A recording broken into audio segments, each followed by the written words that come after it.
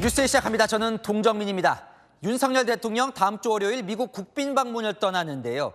그 전에 러시아와 중국을 향해 던진 발언들이 큰 파장을 낳고 있습니다. 우크라이나에 군사 지원을 할 수 있다는 발언엔 러시아가, 대만 무력 행사를 절대 반대한다는 발언엔 중국이 반발하고 나섰습니다. 그러니까 윤 대통령이 한미일 북중러 구도를 고착화시키는 발언을 선택한 건데 얻을 것도 잃을 것도 있겠죠. 먼저 러시아는 눈에는 눈, 이에는 이라며 한국이 우크라이나를 군사 지원하면 북한에 최신 무기를 주겠다고 협박했습니다. 이다혜 기자입니다. 외신 인터뷰에서 윤석열 대통령이 우크라이나의 군사 지원 가능성을 열어두는 듯한 발언을 하자 러시아 대통령이 분쟁 개입이라며 먼저 입을 열었습니다. Непосредственно в этот конфликт. Конечно же, начало поставок вооружения будет косвенно означать определенную стадию вовлеченности в этот конфликт. 러시아 외무부도 현지 언론을 통해 우크라이나에 대한 무기 공급은 어느 나라라도 적대 행위로 간주한다며 한국을 향해 경고했습니다. 안보 이익에 해가 된다면 러시아가 입장을 결정할 때 고려할 것이라며 한국의 경우 한반도 문제 해결에 관한 것일 수 있다고 구체적인 대응책도 제시했습니다. 북핵 문제 해결에 협조하지 않을 가능성을 시사한 것으로 보입니다. 푸틴 대통령의 최측근인 메드베데프 국가안보회의 부의장은 실력 행사도 언급했습니다. 러시아가 북한에 최신 무기를 보낸다면 어떻게 할 것인가? 눈에는 눈, 이에는 이라며 SNS로 협박성 메시지를 낸 겁니다. 지난해 10월에도 푸틴 대통령은 한국이 우크라이나에 무기와 탄약 제공을 결정할 걸로 한다며 이는 양국 관계를 파괴할 것이라고 밝혔습니다. 러시아는 현재 우리나라를 미국의 테러 제재에 동참했다는 이유로 비우호국으로 지정하고 있습니다. 채널A 뉴스 이다혜입니다. 윤석열 대통령이 중국이 가장 민감해하는 대만 관계를 언급하자 중국은 내부 문제에 말참견은 용납하지 않겠다며 강하게 반발했습니다. 북한과 대만을 같이 취급하지 말라는 말도 했습니다. 베이징 공태현 특파원입니다. 중국 정부는 대만 문제를 남북 문제에 빗대 세계적인 문제로 볼 수밖에 없다는 윤석열 대통령의 인터뷰 발언에 반박했습니다. 북한과 한국은 모두 유엔에 가입한 주권 국가이므로 대만과는 다르다는 겁니다. 朝鲜半岛问题和台湾问题的性质、经纬全然不同，根本不具可比性，这是众所周知的事实。 힘에 의한 대만 해협의 현상 변경에 반대한다는 발언에 대한 중국 정부의 반발은 더 거셌습니다. 중국 외교부는 대만 문제가 순전히 중국의 일이고 타인의 말참견이 용납되지 않는다고 비판했습니다. 또 지역의 평화 수호를 위해 대만 독립과 외부 간섭을 반대해야 한다고도 강조했습니다. 중국이 해외 정상의 발언에 대해 이처럼 강한 어조의 단어를 사용해 지적한 건 이례적입니다.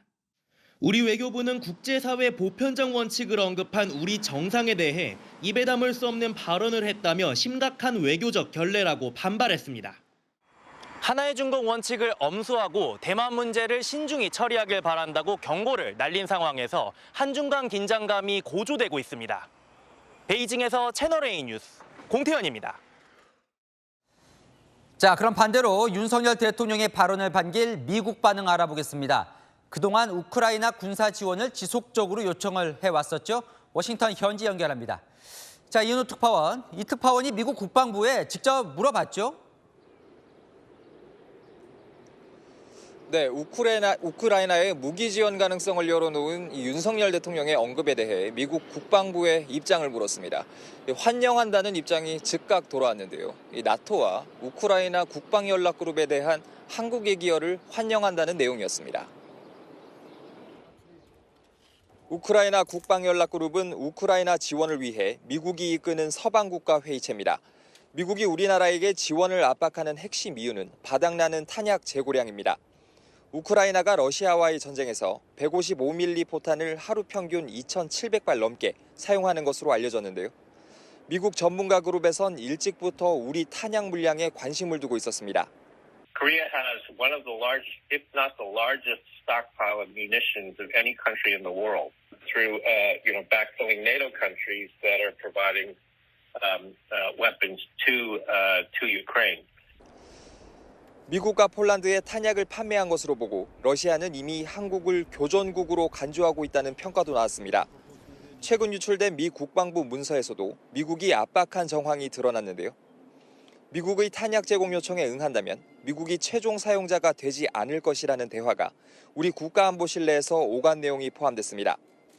윤 대통령이 무기 지원 가능성을 열어두는 언급을 하면서 이달 말 미국 국빈 방문을 전후로 관련 논의가 이뤄질 것이라는 관측이 나옵니다.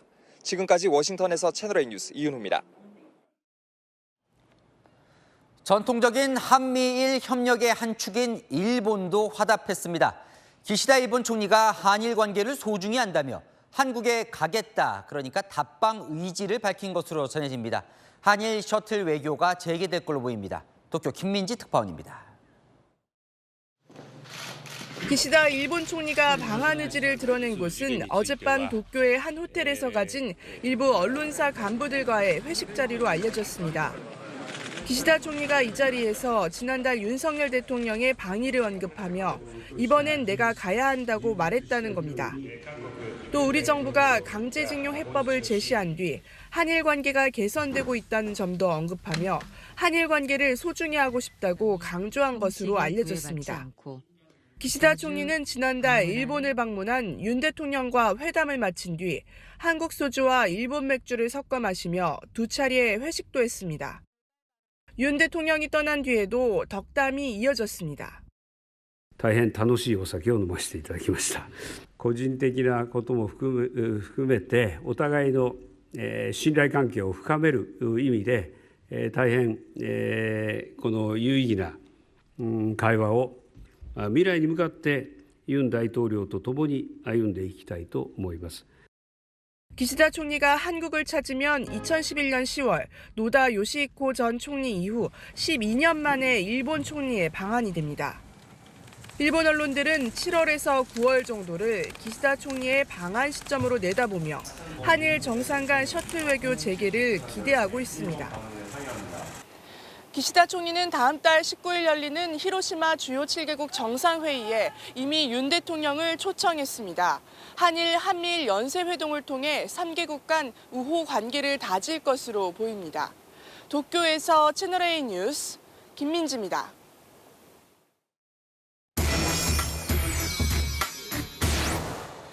안 기자, 대통령실 출입하는 조아라 기자 나왔습니다. 자, 조 기자, 대통령이 이 러시아와 중국 발언을 한 게 외신 인터뷰에서 나온 발언인데 이게 돌발 발언은 아닙니까? 네, 대통령실은 돌발 발언이 아니라 준비된 발언이라는 입장입니다. 하지만 민주당은 어제 공개된 윤석열 대통령의 로이터 통신 인터뷰가 서면이 아닌 대면으로 진행됐던 만큼 즉흥적으로 내뱉은 대통령의 실언으로 몰아가는 분위기입니다. 파초선처럼 부채질 같지만 그게 세상에 평지풍파를 폭풍을 몰고 옵니다. 말 한마디가 표정 하나가 가지는 그 큰 영향력과 그 위험함을 인식하시고. 자, 그럼 대통령실이 준비된 발언이라고 한다면 러시아와 중국이 오늘처럼 반발할 걸 예상하고 했다는 거예요, 그죠? 네, 그렇습니다. 대통령실 고위 관계자 오늘 우크라이나 군사 지원 가능성에 대해 이렇게 말했습니다. 앞으로 어떻게 할지에 대해서는 향후 러시아에 달려 있다. 말실수였다면 주워 담아야 하는데 러시아가 앞으로 민간인에 대한 대규모 공격, 학살, 그리고 심각한 전쟁법 위반을 한다면 군사 지원이 가능하다는 뜻을 재차 밝힌 겁니다. 그러면서 교전국의 무기 지원을 금지하는 법률 조항이나 외교부 훈령은 없다며 한 발 더 나아갔습니다. 우리 정부의 무게추가 군사 지원 쪽으로 조금씩 기울어지고 있는 건 분명해 보입니다. 중국에 대해서도 우리 외교부가 즉각적으로 입에 담을 수 없는 발언을 했다며 중국의 국격까지 거론하며 맞대응한 것을 보면 윤 대통령의 인터뷰 내용은 준비된 것으로 볼 수 있을 것 같습니다. 자, 전과 비교해서 러시아와 중국에 대해서 다소 강경해진 모습인데 그렇습니다. 자, 입장이 왜 달라졌을까요? 이 다음 주 미국 순방과 관련이 있는 겁니까? 그렇습니다. 우크라이나 군사 지원에 대한 미국의 압박을 태도 변화의 이유로 꼽을 수 있을 것 같습니다. 한 외교 소식통은 우크라이나에 군사 지원을 하라는 미국의 압박이 상당한 것으로 안다고 전하기도 했는데요. 빅터차 전략국제문제연구소 아시아 담당 부소장 겸 한국 석좌는 나토 회원국을 지원하는 간접 지원 방식을 거론하기도 했습니다. 최근 미국의 불법 감청 논란이 불거진 미 국방부 기밀 문건 내용에도요. 우크라이나의 포탄 지원 방안을 고심하던 우리 외교안보 라인의 대화 내용이 담겨 있었죠. 이번 순방에서도 미국이 우크라이나 군사 지원 문제를 정상회담 테이블에 올릴 가능성 매우 높은데요. 이 때문에 윤 대통령이 국내 반발에 대비해 선제적으로 명분 쌓기에 나섰다고 해석하는 시각도 있습니다. 근데 저는 이게 궁금하더라고요. 우크라이나에 직접 군사 지원을 하고 있는 나라가 전 세계에 어느 정도 됩니까? 네, 일단 미국이 우리 돈 62조 원 규모로 지원을 해서 압도적인 1위입니다. 그리고 영국, 독일, 폴란드, 네덜란드 순인데요. 유럽 국가 외에도 캐나다, 호주 등 30여 개 국가가 군사 지원을 한 것으로 나타났습니다. 자, 그러다 보니까 러시아가 강하게 반발해요. 북한에 그럼 우리가 최신 무기를 주겠다고요? 이건 우리나라에 괜찮은 건지. 자, 민주당은요. 테러 위협이 커질 거다 이런 얘기까지 합니다. 네, 그렇습니다. 러시아가 우크라이나 문제에 북한을 대놓고 끌어들이면서 한반도 긴장을 고조시키는 모습입니다. 민주당은 테러 위협 가능성까지 주장했습니다. 테러 형태는 할 수가 있겠죠. 북한을 통해서 하든 북한의 신무기를 지원한다든가 또는 다른 형태로 어떤 도발을 할 가능성은 있겠죠. 네, 러시아는 앞서 우크라이나의 군사 지원은 물론이고 경제 지원을 한 나라들을 협박했는데요. 스웨덴이 나토 동맹에 가입하려 하자 스톡홀름 주재 러시아 대사관이 나서 가입할 경우 군사적 보복을 가하겠다고 위협한 바 있습니다. 그 외에도 네덜란드, 불가리아, 덴마크 등에는 가스 공급을 중단한 바 있습니다. 자, 어쨌든 우리는 미국이 원하는 방향으로 지금 가는 거예요. 네. 그럼 다음 주 미국 순방에서 우리가 받을 수 있는 건 뭘까요? 네, 일단 대통령실은 북핵에 대응할 확실한 확장 억제력과 경제안보 협력을 기대하고 있습니다. 오는 26일 한미 두 정상은 회담과 만찬을 갖는데요. 이 한국식 핵 공유가 명문화될 가능성이 거론되고 있습니다. 이번 방미에는 122개의 기업들도 동행하는데요. 반도체와 자동차 분야에서 우리가 바라는 결과를 얻어낼지 지켜봐야 할 것 같습니다. 다음 주 미국 순방이 어쨌든 외교의 기로가 될 것 같습니다. 그렇습니다. 안은 기자, 조아라 기자와 살펴봤습니다. 다음 소식입니다. 10대의 마약 실태 집중 전해드리고 있습니다. 여러분, 나비약 아십니까? 식욕을 억제해주는 다이어트 약인데요. 환각 중독이 되는 마약 성분이 들어있어 꼭 의사 처방이 필요합니다. 그런데 날씬해지고 싶은 10대들이 SNS로 손쉽게 사고 팔고 있습니다. 10대가 먹으면요, 기억력이 급속도로 저하될 수 있습니다. 김지윤 기자의 단독 보도입니다. 서울의 한 피부과를 찾아가 식욕 억제제를 처방받고 싶다고 말했습니다. 체질량 지수 30이 넘는 고도비만 환자에게 권장된 약이지만 키도 몸무게도 묻지 않습니다. 안 해도 되는 건가요? 네. BMI 지수는 사실 한국 여성분들은 다 정상 범주 안에 있으신 분들이에요. 처방전을 받기까지 10분도 채 걸리지 않았습니다. 모양 때문에 나비약으로 불리기도 하는 이 식욕 억제제. 펜터민이라는 마약류 성분이 있어 향정신성 의약품으로 분류되고 환각 등의 부작용 우려로 만 16세 이하 청소년에게는 처방도 안 됩니다. 하지만 SNS상에서는 달랐습니다. 약 이름만 검색하면 구한다는 사람, 판다는 사람의 글이 어렵지 않게 눈에 띄고 아예 대리구매를 해달라는 글도 보입니다. 최근 서울 노원경찰서가 이 약을 사고 판 혐의로 35명을 붙잡아 입건했는데 절반이 넘는 19명이 10대 청소년이었습니다. 이 나비약을 SNS에서 구매해 경찰 조사를 받았다는 10대 청소년을 만나봤습니다. 16살 때부터 약을 복용했다는 이 학생은 기억력 저하 등의 부작용에 시달린다고 말합니다. 제가 좋아하는 아이돌 이름도 기억이 안 나더라고요, 순간. 그리고 제가 방금 동생이랑 무슨 얘기를 했는지가 기억이 안 나요. 끊으니까 좀 줄어들긴 했는데 아직까지 좀 그래요. 공부를 한다고 계속 먹다 중독되는 사례도 봤다고 말합니다. 약간 각성제잖아요. 그러니까 또 집중은 잘 되거든요. 그래서 그 기분 때문에 계속 먹는 애들 있고. 문제는 약의 위험성을 잘 모른다는 겁니다. 한 3분의 2는 다 알고 있어요. 수학여행 얼마 남았을 때 나도 그런 거 좀 처방받아야 되나 약간 이런 걸로 이어지는데 마약이 들어있다는 건 잘 모르더라고요. 병원에서는 묻지도 않고 처방해주고 SNS에선 손쉽게 구할 수 있고 10대 청소년들이 무서운 마약류에 고스란히 노출돼 있습니다. 채널A 뉴스 김지윤입니다.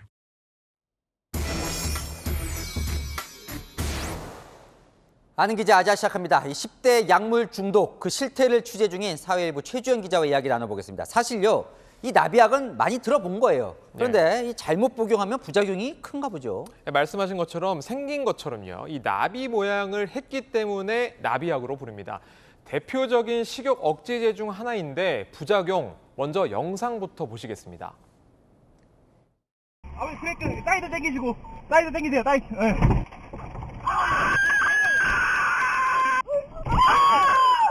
이거 뭐야 이거? 마치 게임을 하듯이 차량이 이리저리 움직이는데 지난 2월에 제주 서귀포시에서 20대 여성이 운전하던 승용차가 경찰차 등 차량 6대를 들이받는 사고입니다. 그런데 이 여성이 환각 상태였는데요. 이때 복용했던 것도 바로 이 식욕 억제제였습니다. 당시 여성은 전쟁 상황이라 다른 차량을 대피시키려고 했다라는 다소 황당한 진술을 하기도 했었는데 1회 복용 분량보다 2배 넘는 양을 삼켰던 것으로 알려졌습니다. 영상 다시 보니까 정말 충격적인데요. 이게요, 네. 10대들이 먹으면 더 안 좋다고요. 맞습니다. 사실 이 다이어트 약, 식욕 억제제의 원리 자체는 되게 간단합니다.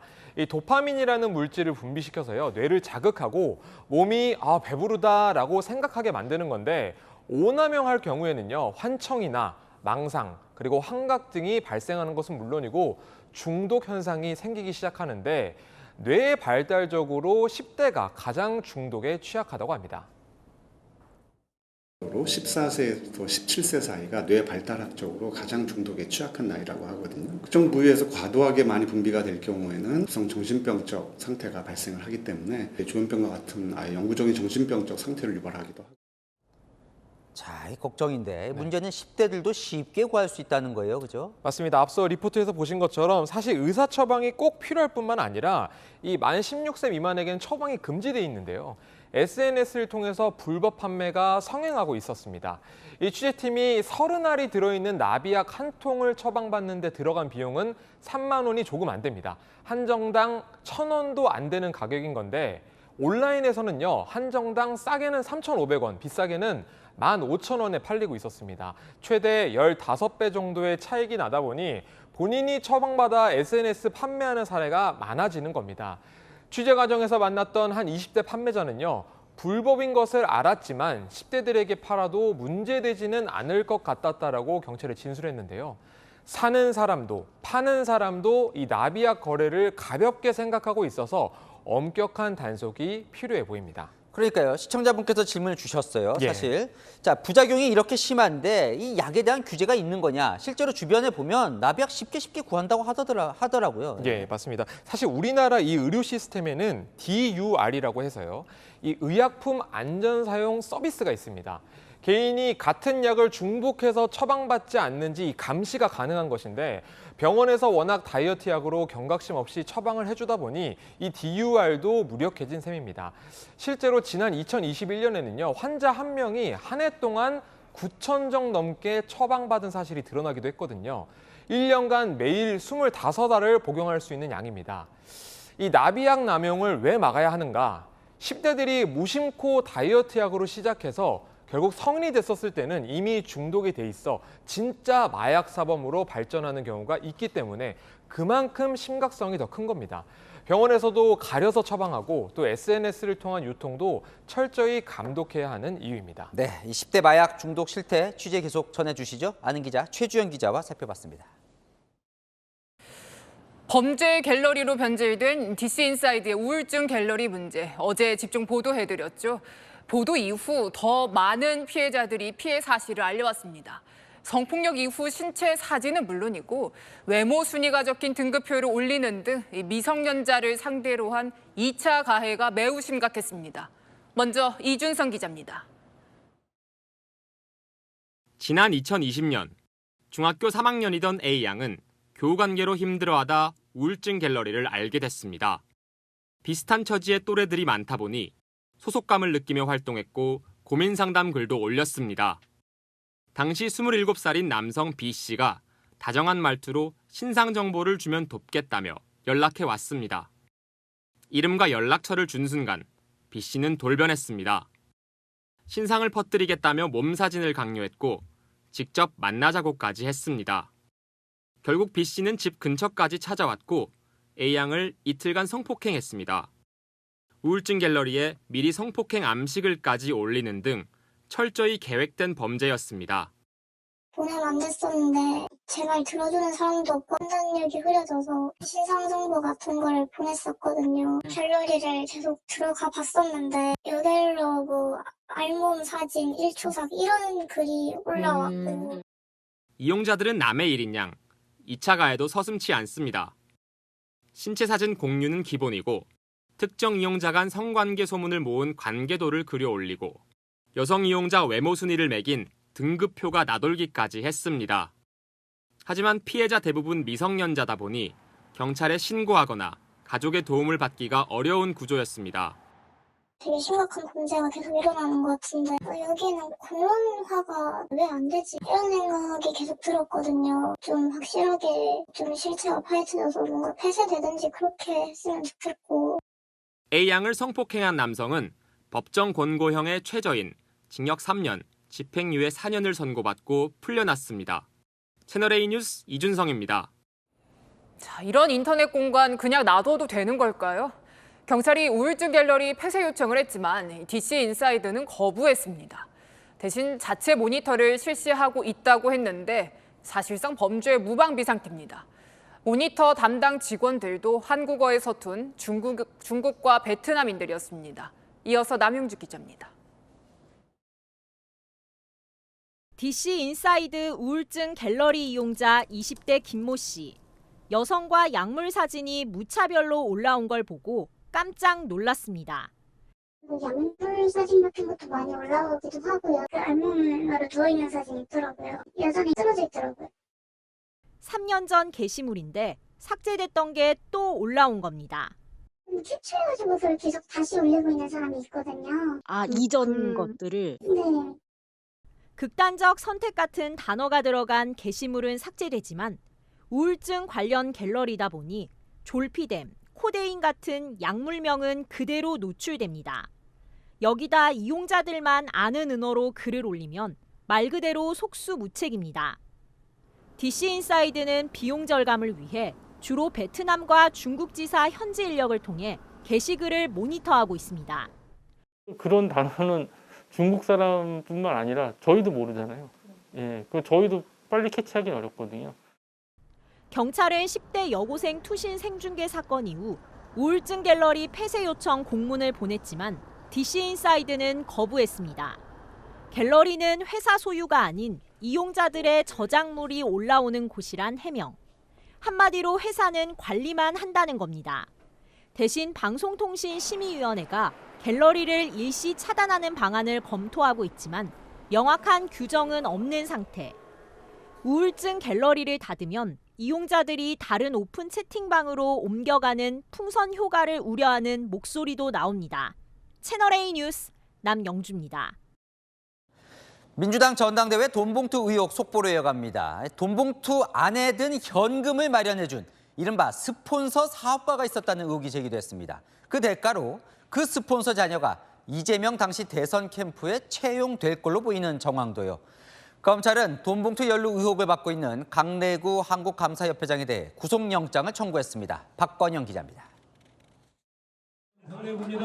검찰이 강내구 한국감사협회장에 적용한 혐의는 두 가지입니다. 2021년 민주당 전당대회 때 9,400만 원 살포를 지시, 권유하거나 직접 돈봉투를 나눠주고 또 자신의 직장인 한국수자원공사 산하 발전소 설비 납품 청탁 대가로 300만 원을 받은 혐의입니다. 압수수색 전후로 검찰 수사팀 연락을 피하고 공범으로 의심받는 지역 정치인에게 연락해 말 맞추기를 하는 등 증거 인멸 시도가 있었다는 게 영장 청구 이유입니다. 강 회장은 전당대회 때 살포할 자금을 대줄 사업가, 이른바 스폰서를 물색해 현금을 제공받았다는 의심도 받고 있습니다. 필요하면은 누구한테 요구를 해? 저기한테? 한테? 아니, 사람이 그 사람밖에 없잖아요. 뭐 다른 스폰이 있어요? 이 사업가에 따른 송영길 전 대표 당선 5개월 뒤 이재명 당시 대선 후보 캠프 정무팀 직원으로 채용돼 대가성 채용 논란도 일고 있습니다. 오늘부터 출근했다. 아, 그랬어요? 정무팀에 내가. 야, 전화해볼게요. 있나? 사업가 측은 딸이 봉사 차원에서 한 일이고 전에도 민주당 의원실에서 많이 일했다는 취지로 해명한 걸로 전해졌습니다. 검찰은 강 회장 신병을 확보해 자금 조성과 배포 경위 등을 집중 추궁할 계획입니다. 또 윤관석, 이성만 의원 등도 소환해 송영길 전 대표의 개입 여부도 확인할 방침입니다. 채널A 뉴스 박권영입니다. 송영길 전 민주당 대표가 당 지도부에 조기 귀국 의사를 전달한 것으로 전해졌습니다. 이틀 뒤 예정된 파리 회견에서 곧 입국하겠다는 뜻을 밝힐 것으로 보이는데요. 민주당 내에서는 확인되지 않은 돈 봉투 받았다는 의원들 명단이 돌면서 쑥대밭이 됐습니다. 김유빈 기자입니다. 송영길 전 민주당 대표가 22일 파리에서 기자회견을 한 뒤 조기 귀국할 것으로 보입니다. 당 핵심 관계자는 몇몇 경로로 송 전 대표에게 조기 귀국을 요청했고 긍정적 면이 있었다고 분위기를 전했습니다. 앞서 민주당은 2시간에 걸친 의원총회에서 송 전 대표의 즉시 귀국과 해명을 촉구했습니다. 지난번에 당 지도부가 조기 귀국 요청을 한 거 아닙니까? 오늘은 소속 의원들의 공식적인 그런 입장을 모아서 송 대표의 조속한 귀국을 요청한 데 큰 의미가 있다. 당의 귀국 요청에 송 전 대표가 귀국 결심을 굳혔을 거라는 관측이 나옵니다. 민주당에서는 돈봉투 의혹이 터진 뒤 확인되지 않은 돈봉투 수수자 명단이 나돌며 당 전체가 혼란에 휩싸였습니다. 일부 의원은 법적 조치에 들어갔습니다. 한 의원은 채널A 통화에서 오늘 오전 경찰에 지라시 유포자를 색출해달라는 고소장을 냈다며 총선을 앞두고 있는데 지역에서 지라시가 돌까 봐 선제적으로 고소를 결정했다고 밝혔습니다. 또 다른 의원은 외부의 공격이 문제가 아니라 공천 갈등 등 내분으로 이어질 가능성이 있다고 우려하기도 했습니다.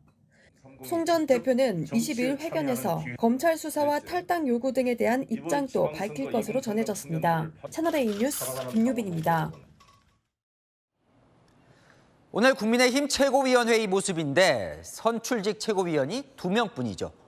김재원 최고위원에 이어 태영호 최고위원도 실언 논란으로 회의 참석을 하지 않았습니다.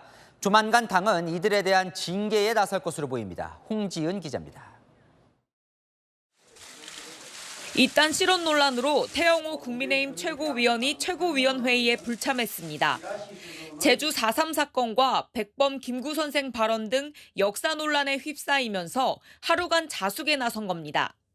었는지 나오지 말라고. 아닙니다. 혹시 언제까지 참석 안 하실 생각이세요? 혹시 한 말씀 해주세요. 대표 입장만 말씀해 주세요. 이제 국민들의 기본적인 입장이나 이런 것들을 이제 깊이 생각해서 좀. 지도부 출범 6주 만에 선출직 최고위원 4명 중 2명이 발언 논란을 자초해 회의에 참석조차 못한 겁니다. 4월 한 달 동안 자숙하고 있는 김재원 최고위원은 오늘 제주를 찾아 4.3 기념일은 격이 낮다는 자신의 발언을 사과했습니다. 하지만 4.3 희생자 유족회는 냉담한 반응을 보였습니다. 저의 잘못으로 상처 입으신 많은 제주 도민 여러분들께 진심으로 사과를 드립니다. 죄송합니다. 징계를 받으면 내년 총선에 못 나가시니까 내년 총선을 어떻게든 공천을 받아보려고 지금 이제 사과 아닌 사과를 하는 이 그림이 필요해서 온 거 아니냐.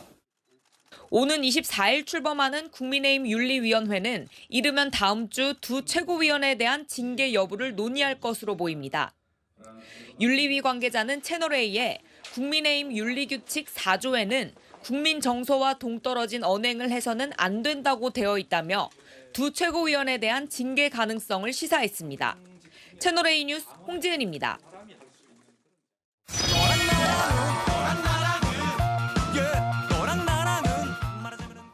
야랑야랑 정치부 김민지 기자와 함께합니다. 첫 번째 주제 보겠습니다. 원희룡 국토부 장관인데요. 정부 책임을 얘기했습니까? 전세 사기 문제에 대해서 전 정부 책임을 얘기했습니다. 오늘 국회 당정협의회와 국토위 회의를 잇따라 참석했는데요. 전세 사기 사태의 원인을 이렇게 설명했네요.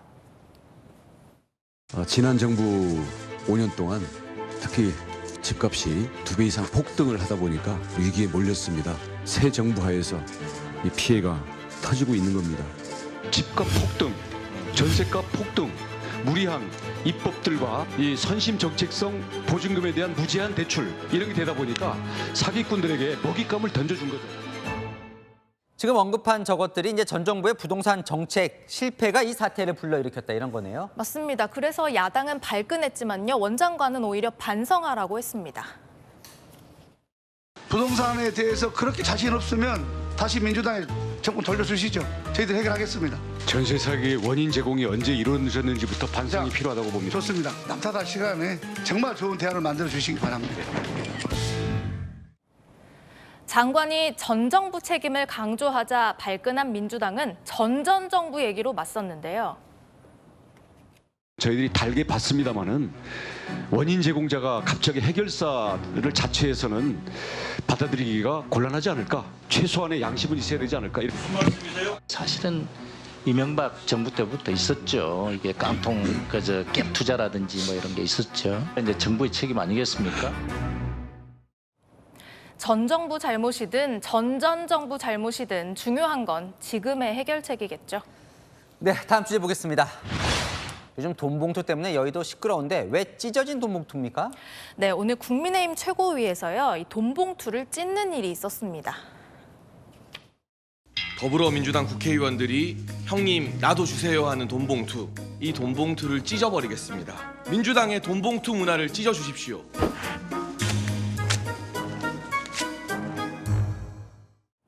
공세 성격이 있는 퍼포먼스군요. 네, 특히 김기현 대표는요. 이재명 대표와 송영길 전 대표의 30분간의 통화를 문제 삼았는데요.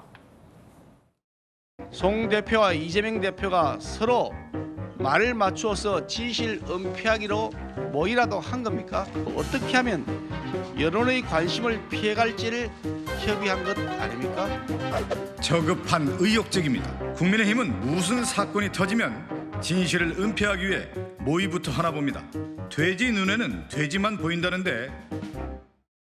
자, 어쨌든 민주당도 빨리 송영길 전 대표가 들어와야 이 자꾸 확산되는 걸 막을 수 있다 이렇게 보는 것 같아요. 예. 네, 하지만 송영길 대표 어제까지도 말을 아꼈는데요. 조기 귀국 가능성은 현재로서는 없다고 봐도 될까요? 그날 말씀드릴게요. 그러자 오늘 당시 전당대회 경쟁자였던 홍영표 의원은 참담하다는 심경을 밝혔고 일각에서는 정계 은퇴 요구하는 얘기까지 나왔습니다. 좀 구질구질하게 안 했으면 좋겠다. 이렇게 정계 은퇴 얘기해요. 선언까지 해야 된다고 보세요? 당연하죠. 어떻게 이래놓고 뭘 더 미련을 가진들 가능하겠어요. 정치가 이제 타이밍의 예술이거든요. 송영길 대표도 즉시 귀국해서 수습했어야 되는데 그 타이밍을 놓쳤고. 너무 상식에 반하지 않습니까? 근데 저 지금 안 들어오고 하는 것은 뭐 캥겨서 그런 거 아닌가 이런 의심도 듭니다. 김두관 의원은 당이 사기꾼 소리를 듣고 있는데 계속 버틸 거냐면서 자진 탈당하라라고도 했는데요. 들리는 말로는 22일 기자회견 후 조기 귀국으로 가닥을 잡았다고 하는데요. 민주당에서 바라는 대로 결자 해지를 할지 지켜봐야겠습니다. 네, 이틀 뒤죠. 지켜보겠습니다. 지금까지 여랑야랑이었습니다. 계속 확산되고 있는 전세 사기 사건 소식입니다. 인천 미추홀구의 이른바 전세 황제는 이미 구속돼서 재판을 받고 있습니다. 그런데 오늘도 전세 보증금을 돌려줄 수 있다는 글을 피해자들에게 보냈습니다. 사실상 무산된 국책 사업으로 돈을 갚을 수 있다는 주장입니다. 자, 그런데 채널A가 입수한 가족의 대화를 들어보면 이 변제 능력을 믿을 수가 없습니다.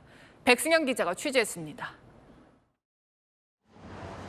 피해자 3명이 극단적 선택을 하고 세입자들은 경매 후 줄줄이 집에서 쫓겨나는 상황. 인천 미추홀구 전세 황제 남모 씨 측은 오늘 피해자들이 모인 카페에 글을 올렸습니다. 인천시에 경매 자금 긴급 대출을 제안했고 남 씨가 동해에서 진행 중인 국책 개발 사업을 정상화해 보증금을 반환하겠다는 내용입니다. 건물을 아무리 많이 올렸다고 한들 유명한 건설사가 아니란 말이에요. 이런 회사를 뭘 믿고 그런 큰 사업을 맡기냐고. 형량 낮추려고 계속 그냥. 실제로 채널A가 입수한 전세 황제의 딸 A씨의 대화 녹취를 보면 문제가 제기된 지난해부터 이미 돈줄이 마른 걸 알 수 있습니다. 계속 이자를 찍어가면서 계속 건물을 지은 거예요. 그래서 이자가 한 달에 거의 4채까지 하면은 어마어마하게 이자를 계속 찍었던 거예요. 동해를 시작한 것도 이거를 정리하기 위해서 한 거였거든요. 왜냐면 돈이 크게 필요하니까. 해결책으로 제시한 동해 개발 사업도 대출금을 갚지 못해 경매에 들어가는 등 더 이상 돈 나올 구멍이 없다고 토로합니다. 건설사에다 매각을 하든지 그런 식으로 하려고 지금 알아보는데 저희 아버지가 신용이 다 떨어진 거예요. 이미 예견된 부실. 전세왕제 측은 시한폭탄을 피해자 측에 떠넘긴 셈입니다. 인천경찰청은 바지 임대인 딸 A씨도 사기와 공인중개사법 위반 혐의로 입건했습니다. 채널A 뉴스 백승현입니다. 전세 사기 사건이 이제는 수도권을 넘어서 대전과 부산으로 확산되고 있습니다. 보증금을 돌려주지 않고 잠적한 집주인, 또 발만 동동 구르는 세입자, 많이 본 듯한 상황이 반복되고 있습니다. 배영진 기자입니다.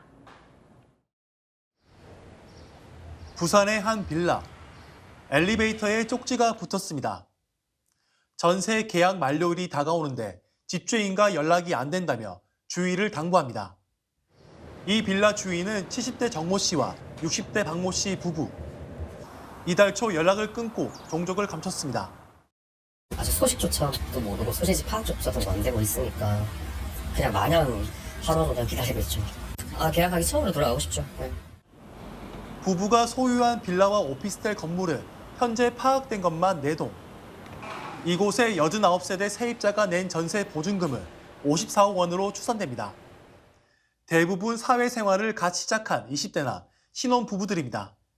제가 19살 때부터 일했거든요. 그래서 이때까지 일한 돈을 다 잃고 심지어 빚이 생겼으니까 너무 슬픈 상황이죠. 오늘 계약이 만료된 세입자 한 명은 끝내 보증금을 돌려받지 못해 이사도 못 가는 처지가 됐습니다. 4월 4일 날 이제 회사를 퇴사를 했어요. 근데 집주인이 도망갔고 다시 그 회사에 부탁을 해서 재입사해서 일을 하고 있고 한 번에 돈 다 잃었으니까. 대전에서도 30대 집주인이 전세 보증금을 돌려주지 않는다는 고소가 20여 건 이어지면서 경찰이 수사에 나섰습니다. 현재까지 55세대가 50억대 보증금 피해를 입게 된 것으로 추정됩니다. 얘 통장하고 그리고 얘가 보증금이 있다라고 했던 전셋집을 대상으로 해갖고 제가 압류를 걸었어요. 그래서 확인해 보니까 통장에 돈이 10,000원도 없었고 보증금 2억이 있다라고 했던 것도 거짓말이었고.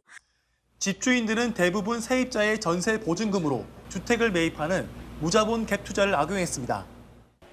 보증금을 돌려줄 능력이 없는데도 집값이 오를 거란 기대에 보증금 돌려막기로 버티다 피해를 키웠다는 지적이 나옵니다. 채널A 뉴스 배영진입니다. 지옥철 김포 골드라인의 혼잡도를 줄이기 위해 버스를 추가 투입하는 대책이 발표됐는데요. 자, 그럼 승객이 분산될 수 있을까? 서주희 기자가 출근길 70번 버스에 직접 타봤습니다. 출근 시간 김포 신도시 풍무역 버스 정류장. 서울 지하철 5호선 9호선이 지나는 김포공항역으로 향하는 시내버스가 도착하자 시민들이 서둘러 오릅니다. 김포 골드라인 승객 분산을 위해 지난 1월부터 운행하는 70번 버스입니다. 취재진도 함께 타봤습니다. 다소 여유 있던 버스. 고촌역을 지나자 금세 승객들로 가득 찹니다. 소요 시간은 어떨까? 버스 중앙차로로 달릴 땐 속도를 내지만 개화역 인근에서 김포공항역까지 버스 전용 차선이 없는 구간은 차량들이 뒤엉켜 정체를 빚기 일쑤입니다.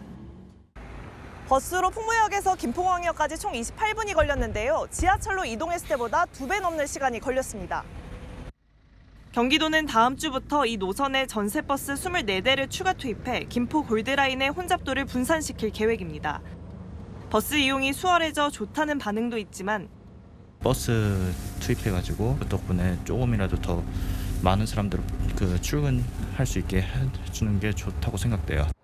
그렇지 않아도 교통체증이 심한데 버스만 더 들여놓는다고 해결될 게 없다는 회의적인 반응도 나옵니다. 버스만 더 많아지고 더 복잡하지 않을까, 전철이 더 증차돼야 되지 않을까. 버스 전용 차로가 추가로 설치되지 않은 상황에선 버스 증차가 오히려 독이 될 거란 우려도 나옵니다. 대량의 전세버스가 투입되면 교차로라든지 그다음에 합류구에서 버스들이 엉켜서 아마도 긴 버스 기차 현상을 전철 5호선 연장이나 김포에서 강남을 잇는 GTX 개통 등이 추진되고 있지만 중장기 대책에 그치면서 김포 시민들의 고통은 한동안 계속될 것으로 보입니다. 채널A 뉴스 서주입니다. 지난해 발생했던 부산 서면 돌려차기 사건. 한 남성이 20대 여성을 발로 차 쓰러지게 한 일이 있었는데요. 이 남성 1심 재판에선 살인미수 혐의만 적용이 됐는데 항소심에서 새 국면으로 전환되고 있습니다. 재판부가 이 성범죄 정황까지 드러나자 여성이 입었던 옷에 대해 DNA 감정을 해보기로 했습니다. 배유미 기자입니다.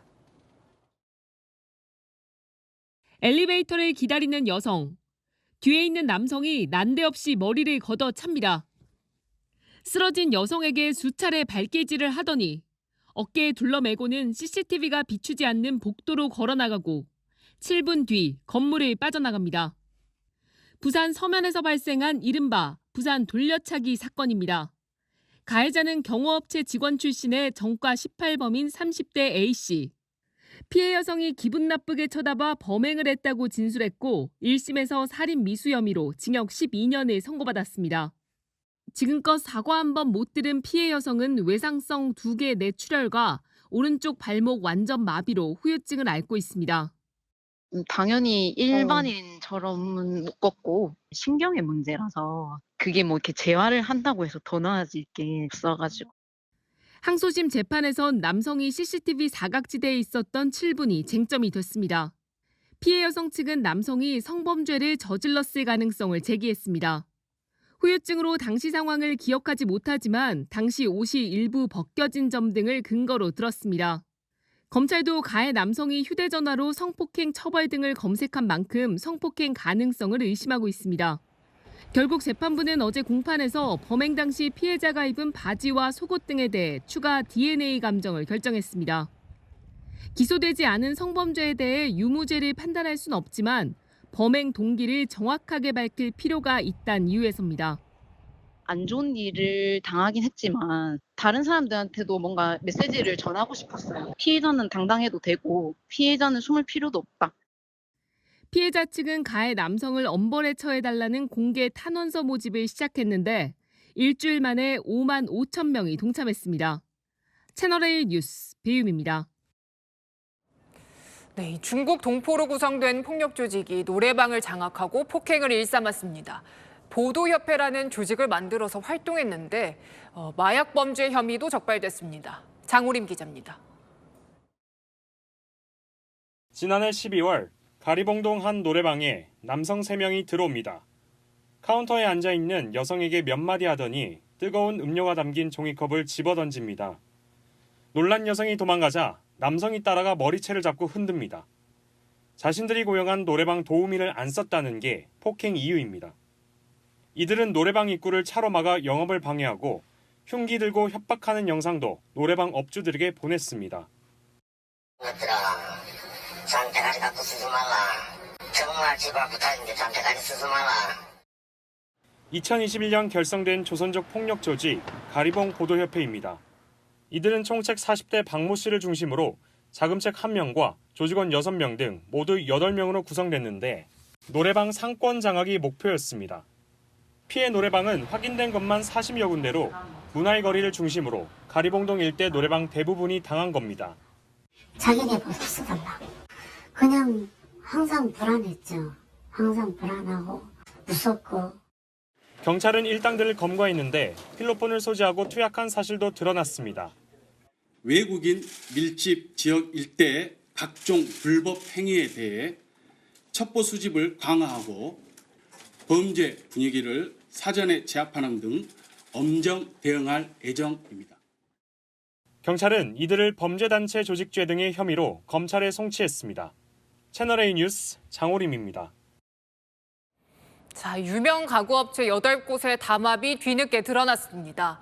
신축 아파트와 오피스텔에 들어가는 빌트인 가구 입찰에서인데요.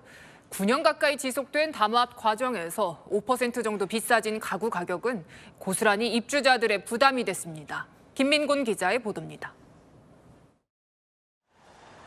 오는 6월 준공을 앞둔 서울 반포의 재건축 아파트. 3.3제곱미터당 분양가가 5천만 원 가까이 됩니다. 안에는 빌트인, 이른바 붙박이 가구가 설치됐는데 검찰 수사 결과 가구업체 간 담합이 있었던 걸로 드러났습니다. 담합 참여업체는 한샘과 NX 등 국내 유명 가구사 8곳, 서울 강남권 고가 아파트와 오피스텔 등 건설 현장 780곳에 들어갈 붙박이 가구 입찰이 담합 대상이었습니다. 업체들끼리 미리 정한 순서대로 낙찰을 받으려고 나머지 업체는 일부러 비싼 값을 부르는 들러리 입찰이 이뤄졌습니다.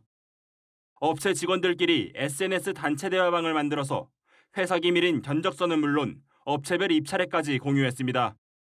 지난 2014년부터 9년간 담합해 참여한 입찰액은 2조 3,200억 원대에 이릅니다. 담합 영향으로 낙찰가가 자유경쟁 입찰 때보다 약 5% 정도 높아지면서 중장기적으로 아파트 가격 상승에도 영향을 줬다는 게 검찰 판단입니다. 내 집 마련의 꿈을 어렵게 하는 빌트인 가구 업계의 고질적 담합 관행에 제동을 걸었습니다. 검찰은 임직원 12명에 대해서도 공정거래법 위반 등의 혐의로 불구속 기소했습니다. 당초 수사 대상 업체에는 업계 1위 현대리바트가 포함됐지만 담합을 자진 신고했을 경우 형벌을 감면해주는 리니언시 규정에 따라 기소 대상에서 제외됐습니다. 채널A 뉴스 김민곤입니다. 세금 낭비다, 애물단지다, 각종 비판을 받았던 전남의 황금 박쥐상입니다. 그런데 지금은요, 지역의 귀하디 귀한 재산이 됐습니다. 금값이 너무 올라섭니다. 30억 정도였던 박쥐상 지금은 얼마일까요? 공국진 기자입니다. 커다란 날개를 펴고 비상하는 황금 박쥐들. 전남 한평군이 지난 2008년 제작한 국내 최대 규모의 숭금 조형물인 황금 박쥐상입니다. 당시 숭금 162kg과 은 281kg이 들어갔습니다. 투입된 예산은 모두 30억 원이었는데 대부분 숭금 값이었습니다. 한반도에서 멸종된 걸로 알려진 붉은 박쥐가 1999년 한평군 대동면 일대에서 발견된 게 모티브가 됐습니다. 한평군이 생태환경 보존의 중요성을 알리자는 차원에서 황금 박쥐상을 제작한 겁니다. 하지만 세금 낭비라는 비판을 받기도 했습니다. 당시에는 이제 찬반 여론이 있었죠. 황금 박쥐를 보호하고 생태환경 보존에 대한 홍보도 하면서 겸해서 인식 제고를 위해서 제작하게 됐죠. 그렇다면 현재 몸값은 얼마나 될까? 최근 금값이 치솟으면서 제작 당시보다 5배 가까이 되는 140억 원대로 평가됩니다. 지금 한 140억이라고는 하는데 이제 조형물의 가치는 제외하고 이제 순수 이제 투입된 금, 은 뭐 이런 값이니까요. 황금 박쥐상과 함께 만든 오복펄한 조형물도 15억 원에 달하는 것으로 추산됩니다. 몸값만큼 유명세를 타면서 4년 전엔 3인조 절도 미수 사건에 휘말리기도 했습니다. 당시 금 시세로 85억 원에 달하던 황금 박쥐상을 절도범들이 훔치려다 보안시설에 막혀 실패하자 그대로 도망친 겁니다. 한평군은 오는 28일 개막하는 나비축제를 맞아 황금 박쥐상을 관광객들에게 공개할 예정입니다. 또 황금 박쥐상을 상시 관람할 수 있는 전시관을 올해 안에 한평 엑스포공원에 건립할 계획도 밝혔습니다. 채널A 뉴스 공국진입니다. 표현의 자유가 폭넓게 인정되던 미국에서 상징적인 사건이 일어났습니다. 부정선거 음모론을 수차례 보도한 폭스뉴스가 거액의 배상금을 물게 됐는데요. 1조 원이 넘습니다. 권갑구 기자입니다. 지난 2020년 미국 대선이 끝나도 전자개표기 조작 의혹을 집중적으로 전했던 폭스뉴스. Sydney, we talked about the Dominion software. I know that there were voting irregularities. Tell me about that. Nobody liked Dominion voting systems. Nobody. 이 개표기가 사용된 곳은 전국 50개 주 가운데 28개 주. 당시 패배한 트럼프 대통령은 불복을 시사했고 부정선거 음모론을 믿은 지지자들은 의회에 난입하며 민주주의를 짓밟았습니다. 부정선거 증거는 끝내 발견되지 않았고 업체 측은 폭스뉴스가 명예를 훼손시켰다며 16억 달러, 우리 돈 약 2조 1,200억 원을 청구했습니다. 특히 문제가 된 방송 발언 20건을 증거로 제시했습니다. The truth matters. Lies have consequences. 폭스뉴스 측은 수정헌법 제1조인 표현의 자유를 이유로 전문가 등의 의견을 전달했을 뿐이라고 주장했지만 허위라는 것을 알면서도 의도적으로 방송했는지로 쟁점이 좁혀졌습니다. This does send, I think, a big message through the industry. I do think they'll have to be more careful. 폭스뉴스 측은 재판을 지속하기보다는 배상금을 물고 합의하는 쪽을 선택했고 업체 측은 7억 8,050만 달러, 우리 돈 약 1조 400억 원의 합의금을 받게 됐습니다. 채널A 뉴스 홍학구입니다. 오늘 중부와 남부의 날씨가 제각각이었죠. 그리고 쌀쌀했던 중부와 달리 남부지방은 30도 안팎의 초여름 더위가 기승을 부렸습니다. 내일은 모처럼 봄다운 따스함을 느낄 수 있습니다. 서울의 아침 기온은 12도, 대전 13도, 대구는 15도로 출발해서 한낮에는 서울 22도, 광주 25도, 부산은 19도가 예상됩니다. 계절이 제자리로 돌아오려니 바로 다시 황사입니다. 오늘 중국과 몽골에서 발원한 황사가 내일 우리나라로 유입될 텐데요. 미세먼지 농도가 동쪽을 중심으로 가장 높겠고 그 밖의 지역도 나쁨 수준이 예상됩니다. 내일 아침까지 서해안과 내륙은 짙은 안개가 예상됩니다. 내일 대체로 맑은 가운데 오후부터 호남권은 구름 많겠고요. 전남에는 비가 살짝 지나겠습니다. 남해안과 제주에는 바람도 강하게 불겠습니다. 당분간 따뜻한 가운데 다음 주 화요일 전국에 비 소식 들어 있습니다. 날씨였습니다. DC사이드 우울증 갤러리가 마약 성범죄 창구로 변질됐다고 저희가 보도해드린 이후 10대 피해자들의 연락이 이어지고 있습니다. 피해자는 속출하는데 그 게시판은 아무 일 없었다는 듯 운영 중입니다. DC인사이드 측은 게시판 저작권은 이용자가 갖고 있다며 사실상 방치하고 뒤늦게 폐쇄 요청 공문 보낸 경찰은 DC인사이드가 거부하자 별 방법이 없다고 합니다. 폐쇄 권한을 가진 방송통신심의위원회는 어떨 때 폐쇄시킬지 그 기준이 없습니다. 지금 이 순간에도 그곳으로 빠져드는 우리 아이들이 있을지 모릅니다. 뻔히 알면서도 손쓸 방법이 없다면 그건 문제 아닐까요? 마침표 찍겠습니다. 어른의 직무유기 뉴스에 마칩니다. 감사합니다.